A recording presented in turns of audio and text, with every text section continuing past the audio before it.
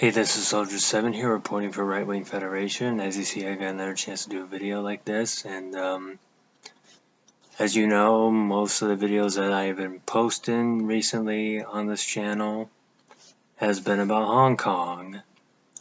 And I guess you can say that Hong Kong is somewhat like given the events going on right now, it's kind of like the Nicaragua or Venezuela of East Asia right now. I mean, you could say that, but then again, I'm not sure if I would say that. You could say that, you know, the events going on are similar, but I guess I wouldn't say they're quite the same, but I'm sure you get the picture. But anyway, if you notice that not too long ago, just recently, I did a short video on should Hong Kong officially call for revolution. Now, I was planning on doing a video like this for that, but I didn't really get much of a chance to, but now I get a chance to do that right now. But at the same time, after I posted that video, I started thinking something over, and that is, I mean, I was thinking it over for a while, and that is, could Hong Kong even have a revolution? Because the more I think about it, I'm not sure. Now, if the people of Hong Kong call for revolution, I say, yeah, do it, but the thing is could they even really have a revolution if enough people decide to call for it? Not that there aren't people calling for it already, but the thing is like, could, if you got enough people to call for revolution, not that there, like I just said, not that there aren't who are, but it doesn't seem like everybody else is completely calling for that over there. But if they did, could they? And the reason why I'm asking this question and talking about this is because when you think about it, I mean, yes, when you manage to get millions of people, at least 2 million people to take to the street, that's kind of saying something. So that's kind of why right now Hong Kong's pretty interesting. I mean, I'm still paying attention to Venezuela, Nicaragua, and so forth, and other stuff too. I just haven't really had a chance to do other videos like that, but mostly the videos I'm just doing right now are about Hong Kong for many reasons, but not to ramble, not to rant or anything, sorry. But the point I just want to get to is that, as I keep saying, if enough people were to call for revolution, the question is could they even have a revolution? I mean, whether if that's a armed revolution or a non-violent revolution, depending on how it is, it doesn't matter. But the question is could they?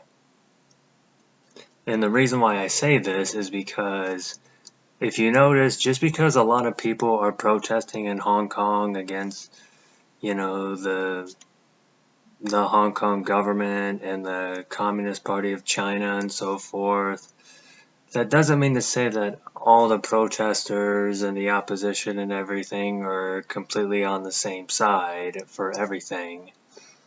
Because if you notice that they're actually, it turns out in Hong Kong, within the protests and everything, there's all kinds of people with different interests. There are many factions, I guess you could say, in Hong Kong. I mean, Hong Kong, you got all kinds of factions. I mean, the pro-Beijing side, we all know about that. I guess that's what most people are protesting against, that side. But then when you look at the protesters and everything, you have the pro-democracy side, and then you have the localist side, and then strangely enough you have the pro-Taiwan side, which is weird. I guess it's because, it's probably people who see Taiwan as the official China, going back to, the KMT used to run China and so forth, but I don't know. I don't know much about that, but it turns out, yeah, there is like a pro-Taiwan side in Hong Kong, but so, given politics, you look at the protesters in Hong Kong, there's all types of parties who support the protests and everything, and the demonstrations and so forth. Although some I would not personally endorse, because while I do support like the protesters in Hong Kong personally, but at the same time, some things that they have done I would not personally endorse, at the same time. But I won't go too deep into that, because I don't want to make this video too long. And I know at this point I'm kind of just ranting, but like I said, I think when I started doing videos like this, I might have said something about that. But yeah, let's go to some of the sides I was talking about. Okay, you got the pro-democracy side, the localist side, and the pro-Taiwan side, but I'll mainly just focus right now on the pro-democracy side and the localist side. Well, apparently, it seems like most of the demonstrators are probably supportive of the pro-democracy side and the localist side. But the thing is, they have their differences. From what I know, the pro-democracy side, they're not like, I guess they want the one country, two system thing. They just don't want the communists in Beijing controlling everything in Hong Kong. I think they want to maintain certain freedoms and everything, or some of them just want to maintain certain freedoms, I don't know, either forever or until Hong Kong is supposed to technically be returned to China within the next 28 years, I think. 2047 is when it's supposed to go back to China officially.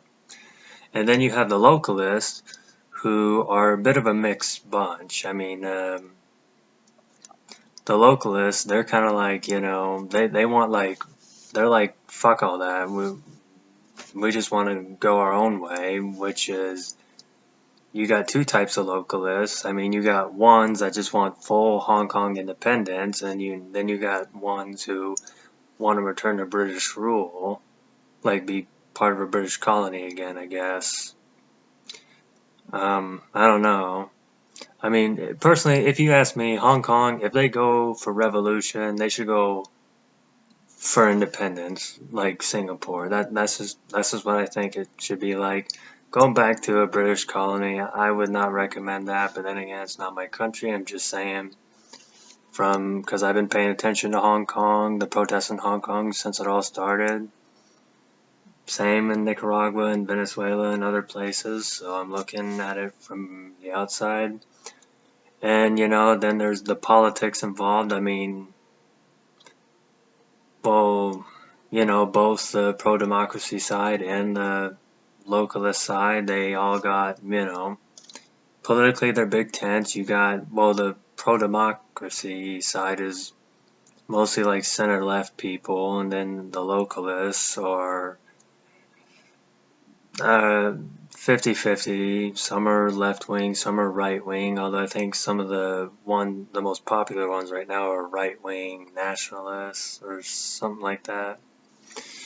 But anyway, yeah, I guess this just bears down the question, like, even though people are united and taking it to the streets in Hong Kong, do you think that can last? And if enough people in Hong Kong called for revolution, do you think could it happen despite maybe some of the division people have with each other? I don't know. But that's all I'm just gonna say. I don't want to rant for too long. I think that's what this is becoming now. So sorry. So yeah. This is Soldier 7. Thanks for listening.